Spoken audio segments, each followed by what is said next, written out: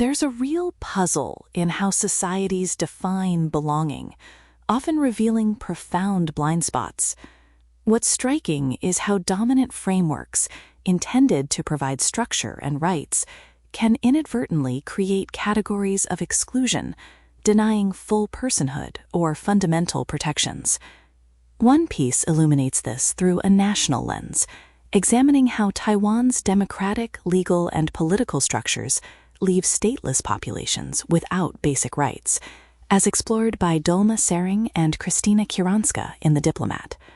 Another takes a vastly different scale, with Morgan Berry's conversation with Amber Husain in Public Books, revealing how cultural and clinical narratives around eating disorders diminish individual agency and obscure the broader human and political dimensions of suffering.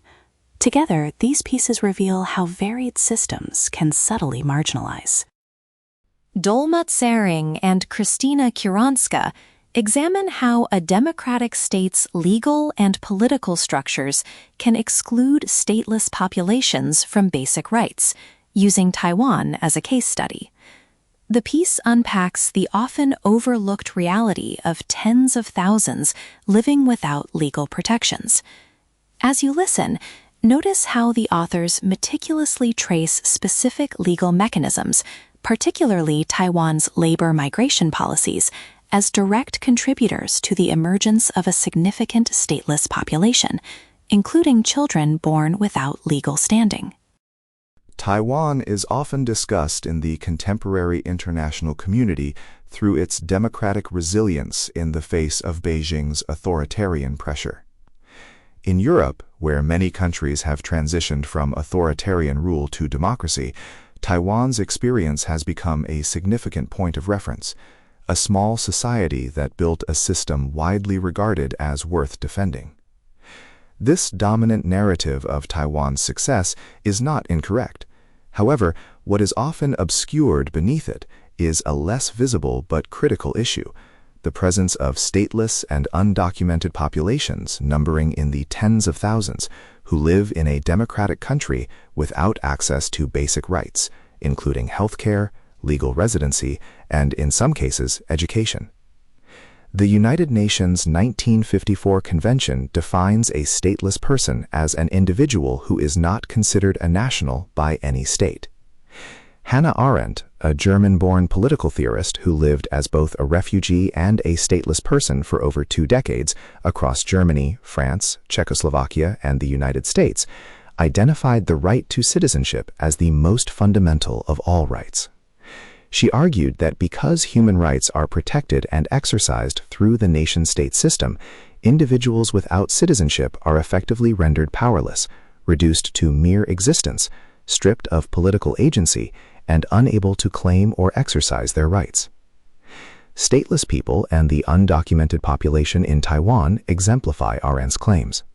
Despite Taiwan's positioning itself internationally as a progressive democracy committed to universal human rights, these populations living within its borders remain outside the legal framework through which those rights are actually guaranteed. Taiwan is home to several stateless populations whose existence reflects different forms of legal exclusion. Statelessness in Taiwan takes several distinct forms, each produced by a different mechanism within the same legal architecture. Broadly speaking, there are 3 main pathways through which people have become stateless or effectively rightless in Taiwan. Born stateless in Taiwan. Numerically, the most significant group is stateless children, whose numbers range from 700 registered to over 10,000 unregistered. The emergence of this population is closely tied to Taiwan's labor migration system. Taiwan relies heavily on over 800,000 migrant workers, primarily from Indonesia, Vietnam, Thailand, and the Philippines, to fill critical labor shortages in manufacturing, construction, and caregiving. However, the system that brings them to Taiwan is structurally designed to import labor without creating pathways to permanent residency. A combination of factors, including employer-tied visas, restrictive brokerage systems, prohibition on changing employers, and chronic imbalances between salary and workload, pushes many workers into undocumented status once their contracts expire or become untenable. Over 50% of these undocumented workers are women. Taiwan does not follow just solely the principle that birth on a country's soil confers citizenship, but jus sanguinis, making citizenship available only when at least one parent holds Taiwanese nationality. Consequently, children born to undocumented migrant women in Taiwan are stateless from birth, unless registered with the respective representative office, the de facto embassy. Out of fear of deportation, their parents frequently do not register births with the relevant authorities, rendering these children invisible to the state from birth. Without holding a formal nationality, foreign or Taiwanese, they lack access to health insurance and other social welfare rights, and remain at the mercy of NGOs. The problem is compounded by the absence of a comprehensive asylum law in Taiwan. Although Taiwan has domestically incorporated major international human rights covenants, asylum seekers and stateless persons continue to be managed through ad hoc administrative arrangements rather than a coherent legal framework. Marrying into Taiwan and becoming stateless. Marriage migrants constitute another stateless population in Taiwan. Predominantly from Southeast Asia, over 520,000 women have married Taiwanese nationals since 1997.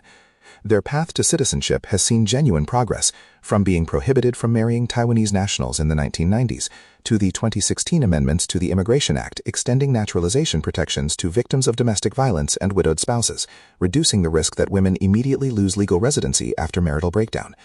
Despite this progress, Article 9 of the Nationality Act still requires foreign spouses to renounce their original citizenship before naturalization. What makes this requirement particularly hypocritical, according to migration scholar Isabel Cheng, is that Taiwan selectively waives the renunciation requirement for certain nationalities, including Japanese spouses and applicants from countries where relinquishing citizenship is legally complicated or impossible, while rigidly enforcing it on women from Southeast Asian countries who bear the greatest risk of statelessness. Consequently, nearly 70,000 Vietnamese women were required to renounce their Vietnamese citizenship, while more than 3,000 later became stateless after their marriages dissolved. These statistics are not merely abstract legal outcomes, but lived realities affecting thousands of women. Ah Haing, a Vietnamese woman who gave up her Vietnamese citizenship to acquire Taiwanese nationality, had her Taiwanese citizenship application revoked after authorities accused her of entering into a fraudulent marriage. For the past 2 decades, she has remained stateless, stripped of all rights, and barred from visiting her ailing parents in Vietnam. Although reforms have softened some aspects of the system, the renunciation requirement that produces statelessness remains in place. The contradiction becomes even sharper in light of Taiwan's own social reality. While naturalized migrants are generally required to renounce their original citizenship, dual nationality among Taiwanese citizens by birth, including many holding United States or Canadian passports, has long been socially and politically tolerated. Yet migrant spouses from Southeast Asia are frequently required to prove singular loyalty to Taiwan by surrendering the only citizenship they possess. Stateless in Taiwan through administrative exclusion. Perhaps the most politically striking group is the stateless Tibetans. The migratory history of Tibetans in Taiwan traces back to the mass exodus that followed the Kuomintang's retreat from China to Taiwan, during which Tibetans were granted Republic of China citizenship. Historically, Tibetans connected to the Republic of China were often treated less as foreign migrants than as people falling within the broader Chinese nationalist framework maintained by the ROC state. However, as Taiwan gradually shifted away from this framework and developed a more territorially bounded understanding of political membership, changes in nationality and immigration laws left many Tibetans in Taiwan without clear legal status, rendering some effectively undocumented.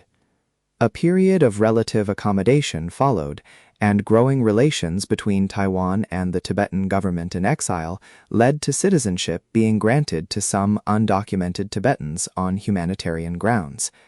The trajectory has since reversed. Today, stateless Tibetans face significant barriers even to entering Taiwan, and those who do enter are often denied access to long-term residency.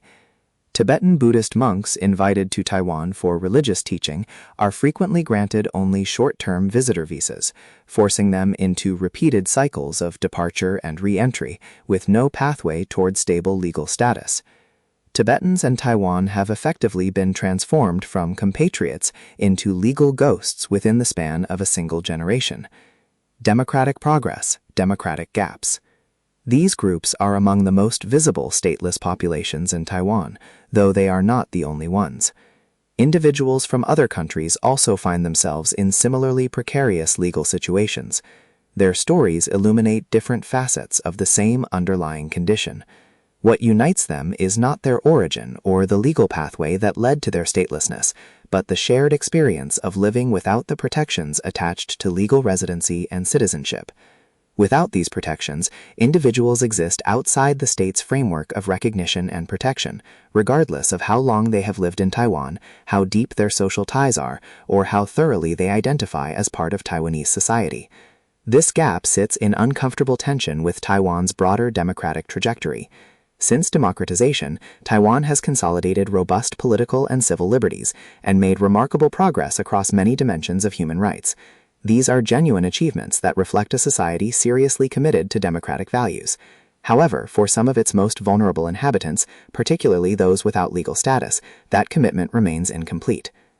The contradiction is particularly visible in Taiwan's continued absence of an asylum law, despite repeated recommendations by international human rights review committees, and Taiwan's own incorporation of international human rights covenants into domestic law. For those who engage with Taiwan as a model of democratic resilience, these populations are a reminder that democratic solidarity is most meaningful when it asks hard questions, not just easy ones. The question Taiwan's democratic maturity now faces is not whether it has made progress, but whether that progress can be extended to those who have, until now, remained outside the success story entirely. Dolma, Tsering and Kristina Kironska illuminate how a nation lauded for its democratic resilience can, through its very legal architecture, create a blind spot that renders tens of thousands stateless, effectively denying them fundamental human rights and full personhood. The piece reveals how a dominant narrative of national success can obscure profound internal exclusions, making the right to have rights inaccessible to those within its borders. Turning to Morgan Berry's conversation with Amber Husain, a similar dynamic of obscured personhood emerges, though in a vastly different context, where Tsering and Kironska expose the legal mechanisms of exclusion. Berry and Husain critique the cultural and clinical narratives that diminish the agency and complex motivations of those suffering from eating disorders. Husain's observation that even feminist interpretations can fail to see beyond self-image or patriarchal pressure, echoing a failure of feminism, resonates with the democratic blind spot that overlooks statelessness. What surfaces from this pairing is an understanding of how deeply ingrained systems, whether legal or cultural, can inadvertently narrow the scope of human experience, reducing individuals to categories that deny their full humanity or political agency. When writer Amber Husain found herself unable to eat, she realized that decisions had already been made about how she ought to be protected from herself. Anorexia's sanctioned interpretations are that the sufferer might be anything from simply vain, undergoing an adolescent, even infantile, rebellion, responding to family dynamics or patriarchy, the ideal of the subservient female without any needs, or nothing but an icon of women's diminishment in general. Yet Husain identified with none of these. She knew there must be other explanations, just as there must be other treatments that center the suffering person's humanity. In Tell Me How You Eat, Food, Power, and the Will to Live, Husain eviscerates reflexive clinical and cultural assumptions about anorexia and the people who suffer from it. More broadly, by tracing stories of eating, hunger, refusal, and care across history, she depicts eating as an act of investment in the reshaping of the world. I corresponded with Amber leading up to the book's publication to discuss food as inseparable from our political outlook and as fuel for the act of seeking. Emily Wells, E.W., in the prologue of your forthcoming book, you critique some of the dominant modes of thought around feminine-restricted eating. Those taken to task include feminist thought. There is a certain reticence in feminist circles of treating any difficulty with food as though it reached beyond the self, as though it might spring from any motive other than attention-seeking, self-destruction, or vanity, and autobiographical writing about eating disorders. The idea that simply changing one's thoughts might suffice as a political solution would seem to be testament precisely to our era's political torpor, a widespread failure to imagine resistance as meaning anything other than privately transcending the dominant social narratives. Instead, you consider whether anorexia is an escape from undesirable political conditions, even if such an act doesn't serve as a political solution. In doing so, you call for the building of a more collectively organized world that considers how as opposed to what we eat. What is the threshold, if it exists, for curling inward versus the imaginative work of turning outward? Those two perspectives, the version of feminism you describe and the autobiographical, are really part of the same phenomenon. The insistence that eating disorders can and must be explained only in terms of women's relationship with themselves and their achievement of feminine beauty standards.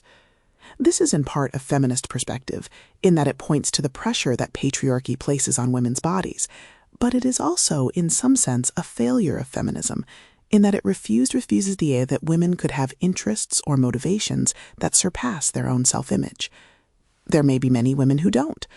Still, to the extent that there are women who do, it seems important not to narrow the scope of explanation when we talk about struggles with eating. Food and eating are freighted with social significance in ways that relate to much more than the control of women's bodies. Food is political, inasmuch as it is a source of human pleasure and survival that is grossly maldistributed. Both starvation and force feeding are used as weapons of war and social domination. Given how uncomfortable many of us are with the political order, how despairing even, should we be surprised that some people's depressive withdrawal takes the form of a withdrawal from food? As you say, such a withdrawal is not a useful political action, but it's definitely politically significant.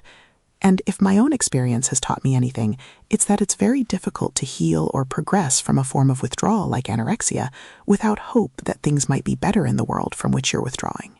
I appreciate that you address the hunger strikes of the incarcerated as a willingness to die rather than live with what the world has dealt them, while also seeking that hope that things might be better. Regarding the vegetarian suffragette Constance Lytton, who was violently force-fed while on hunger strike during her incarceration, you write, "An anorexic who on any level wants to be free of their condition isn't looking to be forcibly fed. Instead, they are probably looking for reasons to want to live." I inevitably thought here of the Price sisters, who were force-fed for 165 days while incarcerated for IRA activity. As a result, they suffered from disordered eating for the rest of their lives. Their force-feeding was also what helped establish the practice as unethical in Britain.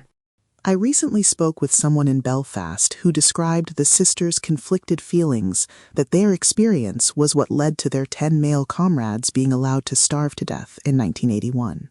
Now we watch these consequences play out for the Palestine Action hunger strikers, the first of whom, Heba Muraisi, just passed 70 days without eating. Do these politically significant actions challenge, as you put it, the dogma that there is nothing to be done about the forced starvation of the Palestinian people?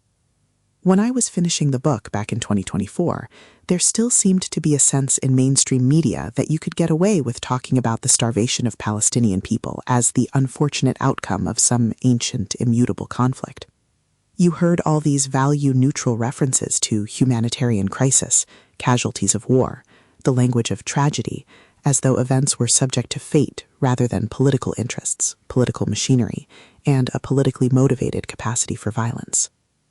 This rhetoric has since lost all viability, and while we'll only know with time the full impact of the Palestine Action hunger strikers, one effect they have already had in the UK is to cohere in the public consciousness the role of the British state in the conflict. A state that first incarcerated these protesters for their position against genocide, and is now letting them die. People won't forget this government's profiteering from the desecration of Palestine, or their brutality toward those who took a stand against it, just as people haven't forgotten the Thatcher administration's treatment of Irish hunger strikers. It remains to be seen whether Palestine Action will be deprescribed, which is one of their hunger strikers' demands, or whether the UK branch of Elbit Systems, the Israeli arms manufacturer, will fully close. What's clear is what Heba Muraisi herself has said. Though this may result in her own devastating end, she is choosing to continue because for the first time in 15 months, she is finally being heard. Just a few days after our last correspondence, I learned that the hunger strikers broke the strike after the UK government cancelled an Elbit contract to train British troops. Now I'm overwhelmed considering the lifelong health problems they will face as a result. You also wrote about the Minnesota starvation experiment, 1944-1945, in which healthy men were monitored for the impacts of near starvation, as well as dietary rehabilitation. As they starved, the men were erratic, depressed, isolated, and preoccupied with food. Decades later, during your own treatment, a dietitian offered the Minnesota study as proof that the behaviors associated with anorexic girls are simply side effects of hunger, and that it is objectively possible to feel better simply by eating. In the book, you aptly historicize the experiment. The investigators only looked for the effects of a biological process, and yet the men who participated in the experiment were conscientious objectors to the war, whose initial sense of purpose deteriorated as they were dehumanized. Though these were men whose decision to starve instead of going to war had been born of deeply pacifist principles, by a few months in, their interest in politics had been all but engulfed by thoughts about food.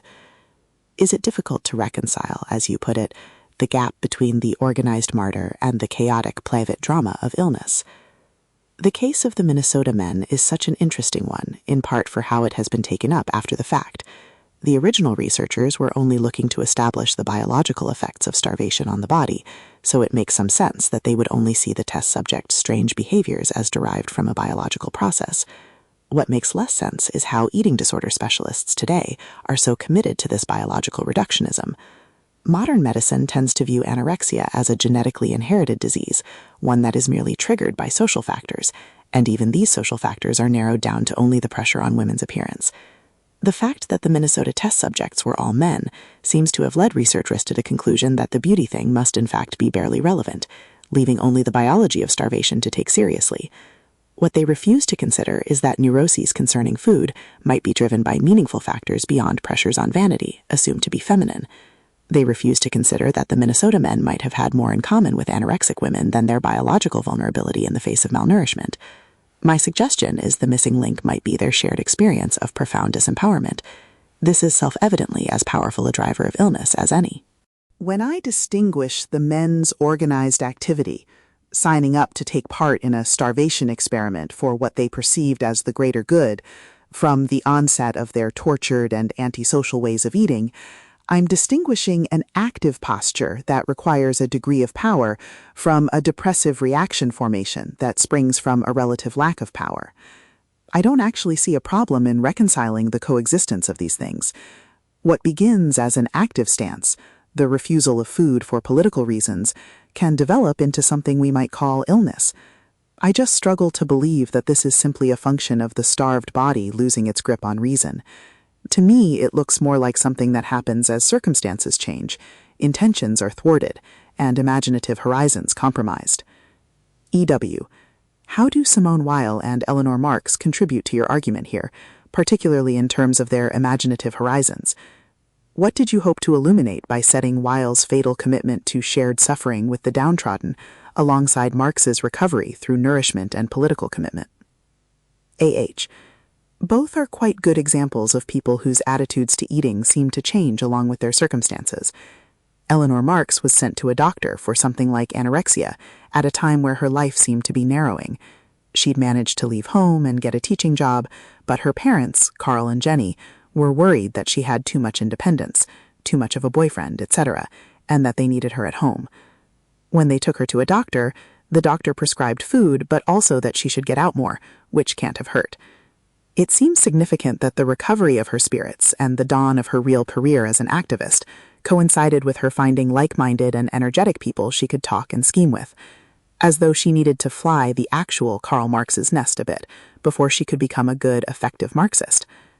Simone Weil is an inverse case. Her early writings as a Marxist philosopher are much more positive and pragmatic than her later ones. As a student, she was shirty with her classmate Simone de Beauvoir over not being materialistic enough, not concerned enough with the social situation that meant people were starving. But her life after that was an almost cartoonish sequence of political disappointments and failed efforts to be personally useful as a factory worker and then as an aid worker in the Second World War. I wouldn't want to reduce her intensifying spirituality to an escape from Marxist materialism.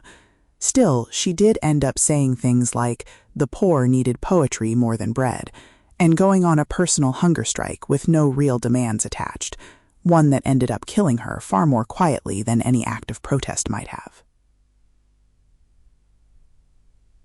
E.W., you discuss Audre Lorde's treatment of food in her autobiographical novel Zami as one example of what it might look like to have nice things while also demanding political change. Lorde contrasts the light, garnish-adjacent foods of white lesbians' parties, where, you write, this sensual void drains a party's potential to make anything meaningful happen, versus the rich foods of the black lesbians' parties, which don't just nourish their guests, they install an expectation of abundance. Lorde's vision of food, and political demands that food be distributed so that all stomachs be filled, counters the medieval holy anorexics, who you also discuss, who likely experienced anorexia born from psychic conflict over their lives of privilege amid widespread food inequality. How did you select which cultural through lines to present to the reader? A.H. Because the book explores its central questions through a narrative, i.e., through my own inquiry into what makes eating feel more or less possible, what makes a meal inspiring, and what makes it demoralizing, all the cultural, historical material that makes up the book's substance, its evidence, etc., flows directly from that personal narrative. For example, I write about Audre Lorde in relation to feasting and abundance because the chapter on gorging is set around a meal I had in New York after teaching a class on Audre Lorde's The Uses of the Erotic. I think there was something about writing this way, through a process of intimate association, that felt very generative and supportive of one of the book's central insights, that ways of eating aren't just personal or private, but form cultures that ramify through history. Similarly, with the holy anorexics, these felt very much in the discourse when I was trying to make sense of my own struggle to eat and its relationship to middle-class guilt. I'd seen Rudolph Bell's book cited in several recent examples of popular nonfiction, often distinguishing religious fanaticism, or sometimes feminine protest, from clinical disease. All that labeling, without much effort at historicization or sociological analysis, felt weird to me at the time, and was grist for some of the questioning and thought that both aided my recovery and made me feel like there might be more to write about here. Other examples relate to experiences further back in my past. When I reflect on my experience as a student, eating freely, I talk about the formative influence of Nigella Lawson, about the ancient Roman emperors I was studying, and about Elvis Presley.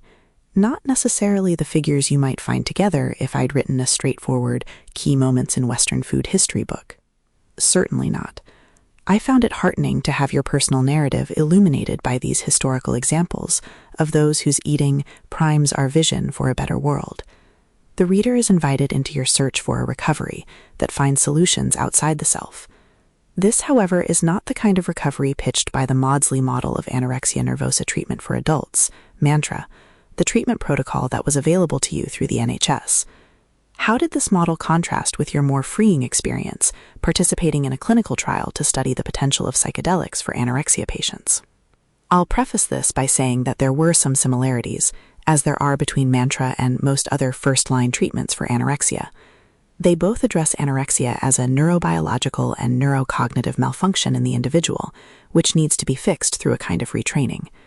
MANTRA, as I experienced it, goes for scare tactics and the enforcement of discipline. Psychedelic-assisted therapy, on the other hand, as it is practiced or trialed in Western clinical settings, attempts to shake the snow globe of the human brain, trying to loosen up mental rigidity by administering a drug, almost as though it were any other kind of pharmaceutical. I say almost because there is still a key difference between psychedelic therapies and others, which is that they're based on a degree of epistemic humility, as well as a sympathy with humanity. That is, it remains an open question what the patient will discover when they undergo a psychedelic experience, which means they're not limited to simply finding flaws within themselves. In fact, psychedelic mushrooms are often credited with instilling a profound sense of love and connectedness between living and also non-living beings and entities. I felt this disposition very profoundly in the way I was treated by the doctors, researchers, and therapists running the trial. Rather than being infantilized and told I was irrational and that I had to accept the world as it was and act normal, I was treated with total respect and encouraged and supported to ask big questions, not just about my condition, but life in general. I wouldn't say it cured me, but it did set me on a curious and self-compassionate path toward reckoning with my despair at the world and reevaluating the potential for hope that effectively did. EW. How psychedelic treatment is often discussed culturally reiterates the biological reductionism you've described in conventional anorexia treatment, creates new neural pathways, etc. But you just described potential benefits in the novel, subjective experience of being shaken up and open to whatever you might encounter. Do you feel like the experience informed the creative process of writing the book? I really do. Not in a drop acid and write poetry kind of way, but just inasmuch as what the therapy achieved was to precipitate a process of open-minded inquiry, and that's exactly what the book is. It's a creative, digressive search for understanding, full of moments of surprise, being smacked by my own unconscious, by latent insights from memory, cultural memory, the history of humanity. If I'd healed through conventional treatment, I can't imagine for a second being moved to write about that. Like, I had this well-defined illness and the doctors fixed it. Who cares? That tells us nothing about the world or about the weirdness of life, and I don't think it makes for interesting literature. It might appeal to some people's morbid curiosity or their sense of comfort in familiar narratives and institutions, but I think we can do better than that. EW.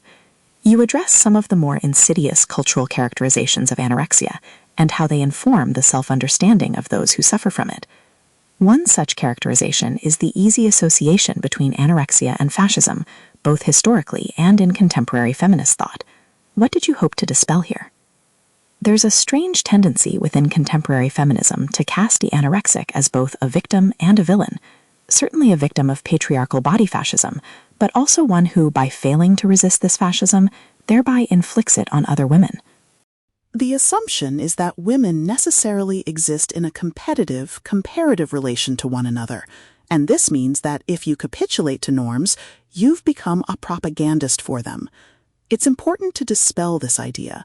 First, because it obscures the million other reasons a person might develop anorexia, and the million other ways in which people relate to one another. Second, because of the way it justifies the total and counterproductive dehumanization of anorexic patients. Written off as tyrannical disturbers of the peace, anorexics become fair game for all kinds of institutionalized violence. On a psychological level, bullying, infantilization, and subjection to scare tactics. And on a material level, force-feeding, punishment, and restrictions on freedom. All this in the name of the social order, the familial peace. EW. You talk about how hard it is to defend your own veganism against cultural suspicion, but there are two visions of abstention from animal products, as you explain. The first is aimed at individual virtue, the wooliest sense of doing the right thing, a substitution of packaged political feeling for serious political commitment. The second envisions animals as some members of the Paris Commune did, either as respected fellow workers or simply as companions in the joy of life. I've been thinking of this distinction so much lately, as the right wing has largely won the food culture war here in the U.S. Animal flesh has been rebranded as healthy, and those who abstain from it generally do so for sustainability reasons. How might we come to view dietary abstinence as a value of a less exploitative world, where fewer humans or animals are treated like meat? AH. The golden question. A politicized relationship with food has to be dialectical, with political commitments and ways of eating mutually informing one another, little by little. Clearly, just going vegan isn't enough to make people care about animals as a class, or indeed care about class politics more generally, and nor are socialist values enough to make people go vegan. But if you're a little bit open to either, you can watch each tendency grow around the other. The political project is about finding where we can have a little purchase on people's openness, whether it's by making non-animal food more accessible and appealing, or seeding the pleasures and promises of social justice in people's imaginations.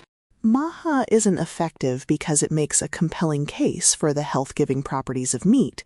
It's effective because it says that you can still have nice things without any need for a major social change. But what if we started to see the social change that made bigger pleasures available to people? Would they still be so obsessed with fucking steak? I imagine not. What lingers from these two distinct explorations is a profound awareness of how deeply embedded frameworks, be they legal, medical, or cultural, can shape the very definition of belonging and personhood. They reveal how easily systems, often intended for order or care, can inadvertently create categories of exclusion, diminishing fundamental rights or individual agency. The challenge, then, becomes recognizing these often invisible boundaries. The question these pieces leave behind is, how can one consistently interrogate the foundational assumptions of any system to ensure it truly serves all within its reach, rather than inadvertently marginalizing some?